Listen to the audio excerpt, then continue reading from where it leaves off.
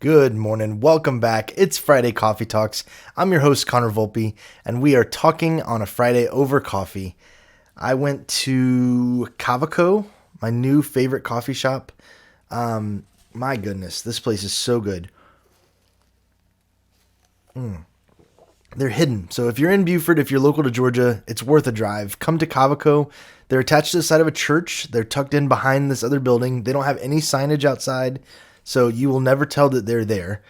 But they make fantastic coffee, like so good. I went and dropped the kids off for school this morning and came to pick up, like drove way out of my way to go pick up a coffee. This honey cinnamon latte, out of this world. I also got their s'mores latte. The last time I was there, it's their new like special for the winter, and it's also very good. But I can't. This honey cinnamon latte, ridiculous. So go check them out. Cavaco, Kava. They're the best. For those of you who watch the show, I don't say it enough. Thank you so much for coming back. Thank you for watching. I apologize I didn't have an episode last week. It has been crazy. The schedule was crazy. I had a whole plan for a thing. For Christmas, I asked for a third monitor. So on my desk, I now have three monitors. And when I asked for it, I was like, oh, this would be nice to get a third monitor. And then when I got it, I hooked it all up. I did all my cable management with my Velcro, and I'm pretty picky about that kind of stuff. And I went to plug it in and realized that my computer doesn't support three monitors. It only supports two. And so then it was this whole process with graphics, and then the card I got didn't work. I needed a new power supply. And so Thursday night, I was trying to get everything working, and my computer totally blew up. And so Friday, when I normally would be recording this episode, my computer was sitting back there in pieces, like literally case taken open, power supply yanked out, wires hanging everywhere. So I was not ready to do an episode. I barely was able to work that day. I kind of limped along through my phone. So anyways, thanks for sticking with me. I'm sorry I missed a week unexpectedly. Been a little bit more sporadic throughout the holidays, but I guess that's probably to be expected. But yeah, for those of you who are fans, thank you so much. For my supporters, for my sponsors, I'm sorry I'm just kidding. I don't have any sponsors. I haven't said this out loud, but I am willing to take money. Gladly. I will read ads for money. I am not above it. I got a pretty decent radio voice, right? I'll read ads. I don't care. Reach out to me. Love to take on some sponsors. I have a huge reach. This podcast is blowing up. Joe Rogan, you better watch out. So it has been fun. It has also been a week. I was going to talk about a new barber that I found. I took Parker. He started back to school last week. Him and Fallon both started back to school last week after the holidays. And before he went to school, his hair was a rat nest of everywhere. It was like past the bottom of his ear. It was like covering his ears. His hair was so long. And so I knew he needed a haircut, and I needed a beard trim. So I went to a new place here in Buford called Unique Cuts, and it was awesome. It was such a great barbershop. I used to drive up to Brazelton to go to the men's room, which was a barber that I loved, actually when I had the beard for Parker. So it's been a long time ago. But that's a hike. It's a long way away. And so I found a closer place, got trimmed up, got lined up. Man, it was awesome. So if you're around here, Unique Cuts is great. They did a wonderful job with Parker too. He looked like a total stud walking out of there. So that was good. I love going to the barber. I wish that I had hair on my head that I could go get haircuts more often, because I love going to the barber shop. It's the best. So yeah. So that was that. The main topic for today it's going to be a sales focused episode for all my sellers out there, especially those of you in IT like myself. The main topic is something that is not unique. It's not an original idea I've had. In fact, I think I first read it in a book by Skip Miller, one of those old school sales gurus. Great book, really, really good book that he has written. But the topic is speak the language of your customer. And it's a really important concept that I think probably gets overlooked a bit. I think when we start in sales, we kind of get into our track and we have our pitch, especially when you're starting at new companies too. It's not necessarily new to sales. If you don't know robust outlines of what you're doing, if you don't know your product inside and out, if you know all this kind of stuff, you learn one way to pitch it, you learn one way to talk about it, and you kind of get stuck on that. And it's not necessarily the best case because, it may be a good track for one type of person or one specific customer, but it's not going to be for everybody. So it's an important thing. I wanted to tell you a story real quick. So, we own a children's boutique. My wife, Mandy, does all the purchasing along with Gracie, and they run into all these situations with vendors. So from that point of view, it's not enterprise IT, but I kind of get a look into the customer side of things through Mandy's interactions with her toy vendors, with her book vendors, clothes, all that kind of stuff. We are big Georgia Tech fans, as you can see, all this behind me. We're big Georgia Tech fans. And if you didn't know, Georgia Tech's colors are white and gold. It's in the fight song. Up with the white and gold, down with the red and black. We love our white and gold.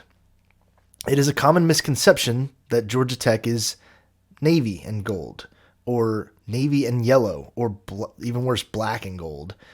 Our colors are white and gold, okay? I don't expect everyone in the world to know that, but I do expect people to do a minimum amount of research so that they know what they're talking about. So that's the backstory. That's the context. Mandy is always on the hunt for Georgia Tech stuff to keep in the store for kids. Having our own kids, you go to the Georgia Tech store downtown, like on campus at the bookstore, and you pay ridiculous prices for Georgia Tech gear, or you order it from some sketchy website. It's like nobody has Georgia Tech stuff in stock. We are little brothers to Georgia. They are a powerhouse. They've won back-to-back national championships now. It just burns me inside to say that. But you can find Georgia stuff anywhere. You can find Georgia stuff in the gutter, as probably should be. But you can't find Georgia Tech stuff anywhere. It's never held in stores.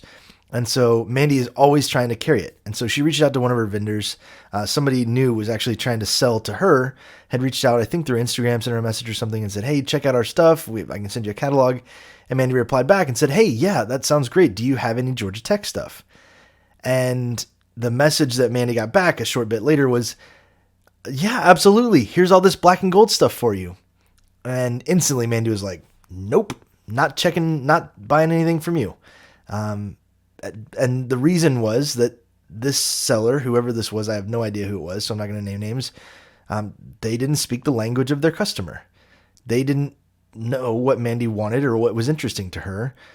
And in fact, they said exactly the wrong thing that turned her off and made it to where it didn't matter what else she said. It didn't matter how good her sales pitch was. It didn't matter, what credit terms they gave us or whatever. She blew it right there because she said the wrong thing. And it can happen for you the same exact way.